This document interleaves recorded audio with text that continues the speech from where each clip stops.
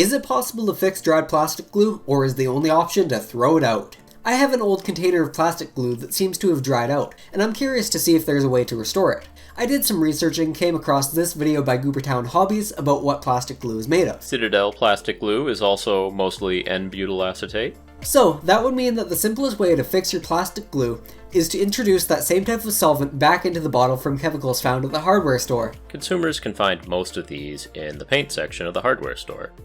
These solvents are useful when working with paint, varnishes, and other coatings that contain polymers which are not water soluble. If you don't want to mix together potentially dangerous chemicals, you can either use just the solvent directly on the polystyrene to create a bond, or make your own glue by melting sprue in the solvent. Now let's see if I was successful in making a plastic cement gel.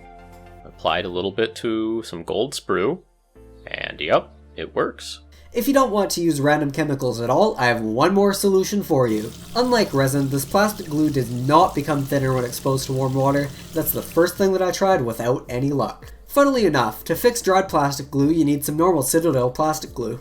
When examining the new bottle, I was wondering why the needle part is so loose. When I looked this up, it's so that you can flip it and redissolve the glue that's blocking the tip of it. So, that gave me an idea. What if I used that property to dissolve the old glue with some new glue? I took my new glue and dripped about 20 to 40 drops into the old bottle to see what was going to happen to it. After waiting several days, I tested this and found that the glue was at least able to exit the bottle. I tested this on chunks of sprue to see if it retained its strength. Despite being thicker, the glue retained its strength, though it's not impossible to break these bonds.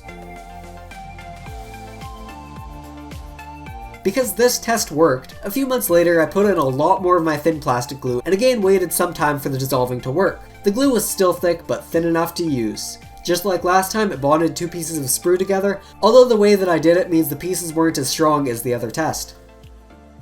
One warning is that fixing dried plastic glue with new plastic glue is a temporary solution, as the solvent must be evaporating over time or the old plastic glue is actually dissolving the new instead of the other way around. Those are 3 separate and effective solutions for fixing dried plastic glue, beyond the obvious of buying more glue. Thank you everyone so much for watching this video. If you liked it, please do give me a like and a sub because that really helps me out, and I will see you all in my next video. Goodbye.